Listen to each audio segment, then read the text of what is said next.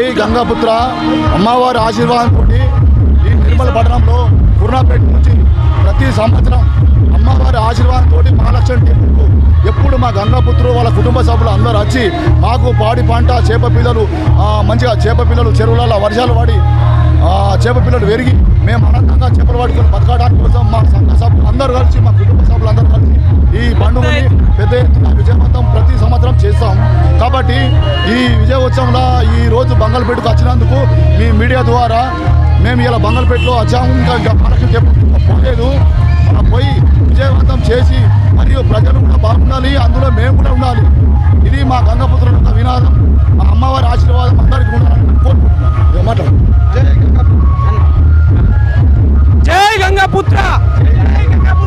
ఈ రోజు పెద్ద ఎత్తున పెద్దమ్మ తల్లి జాతర పండుగ మేము నిర్వహించడం జరిగింది. కుర్రాన్పేట గంగాపుత్ర సంఘం తరఫున పెద్ద ఎత్తున వర్షాలు పడి అందరూ సకల జనులు ఆరోగ్యంగా ఉండాలని, వర్షాలు పడాలని, మాకు కూడా చెరువు నుండి చేప పిల్లలు మంచిగా పెరగాలని,